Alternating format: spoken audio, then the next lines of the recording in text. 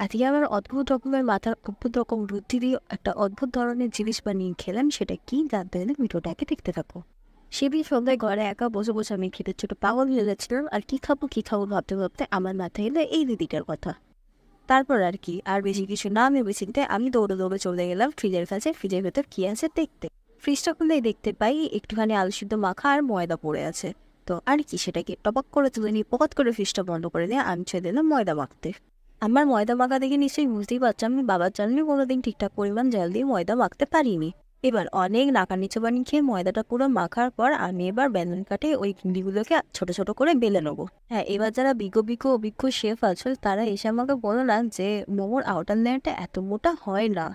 দেখো, আমার বাড়িতে যতবার মোমো হয়েছে আমার মা বাইরের ওই আউটার লেয়ারটা করে দিত আর আমি স্টাফিং দিয়ে সেটাকে ভালো করে সিল করে দিতাম। তো প্রথমবার করছি যখন একটু ভুল তো হবেই, আর বারে বারে शहरों में ऐसी छोटी छोटी गलती तो होती रहती है, এটা क्यों মাইন্ড करना।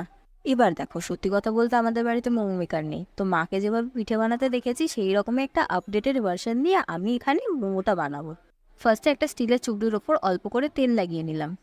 তারপর মোমোগুলো একটা একটা করে চুবড়িতে তুলে নিয়ে মোমো চুবড়িটাকে গরম জলে বাটিটার ওপর বসিয়ে দেবো আর একটা কিছু ঢাকা দিয়ে দেবো যাতে ভাপটা না বেরোয়। এবার আসি আসল কথা, আমাকে বাসন মাজতে হবে, ঘর পুছতে হবে, কারণ মা যদি দেখে আমি ঘরের এরকম অবস্থা করে রেখেছি তাহলে আমার কপালে দুর্গতি আছে। স্টিম হতে দেওয়ার কিছুক্ষণ পরে ঢাকনাটা সরিয়ে আমি বুঝতে পারি আমি মোমোটা বানিয়েছি সেটা ময়দার নয়, সেটা আটার।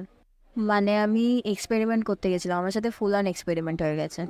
যাকগে, লাইফে ফার্স্ট টাইম এই এক্সপেরিমেন্টাল জিনিসটা ট্রাই করে দেখি। এবার প্রফেশনাল ফুড ব্লগারদের মতো আমি মোমোটাকে ফার্স্টে হাতে নিয়ে তারপর ওটাকে ভেঙে দেখাবো ওর ভেতরটা কেমন দেখতে লাগছে। হ্যাঁ, এবার আসি ফুড রিভিউয়ের কথায়। দেখো, আমি নিজে বানিয়েছি বলে বলবো না যে খুব ভালো হয়েছে, ওয়াও দারুণ, কিন্তু হ্যাঁ আমার কিছু কিছু কমতি চোখে পড়েছে। ফার্স্টেই বলবো আটা ময়দার জন্য হয়তো একটুখানি টেস্টটা ডিফারেন্ট লাগছে। সেকেন্ড হচ্ছে আউটার লেয়ারিংটা একটু মোটা, যেটা পাতলা হলে আর স্টাফিংটা যদি আর একটু বেশি হতো তাহলে ভালো হতো জিনিসটা। বাই দ্য ওয়ে, চলে যাবে, কাজ চলে যাবে।